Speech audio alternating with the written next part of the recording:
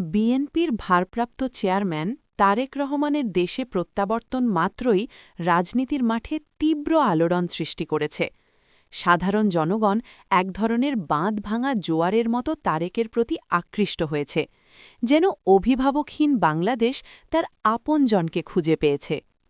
রাজনীতিক এবং অর্থনৈতিক মহলে এই প্রভাব ইতিমধ্যেই দেখা যাচ্ছে।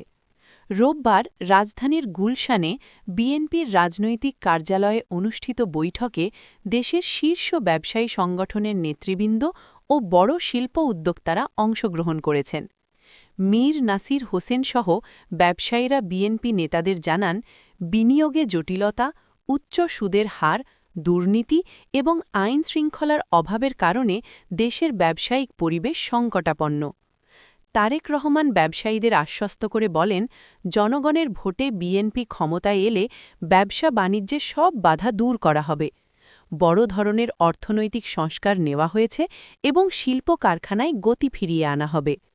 একই সঙ্গে জাতীয় প্রেস ক্লাব মিলনায়তনে জিয়া পরিষদের শোকসভা ও দোয়া মাহফিলে তারেক রহমানকে গণতন্ত্রের টর্চ বেয়ারার হিসেবে বর্ণনা করা হয়েছে। বক্তারা মনে করিয়েছেন, বেগম খালেদা জিয়ার মশাল এখন তারেক রহমানের হাতে তুলে দেওয়া হয়েছে এবং তিনি জাতিকে ফ্যাসিস্টমুক্ত এবং শৃঙ্খলিত করতে সক্ষম। বুধবারের এ মিলনায়তনে বিএনপির উপদেষ্টা এবং দলীয় নেতারা উপস্থিত থেকে তারেকের নেতৃত্বে দেশকে অর্থনৈতিক ও রাজনৈতিক সংস্কারের নতুন পথে এগিয়ে নেওয়ার প্রত্যাশা ব্যক্ত করেন। ব্যবসায়ী নেতারা বিশেষভাবে ব্যাংক সুদের হার কমানো, শেয়ার বাজারে স্থিতিশীলতা আনা এবং শিল্প কারখানায় বিনিয়োগ বৃদ্ধি করার প্রয়োজনীয়তা তুলে ধরেন।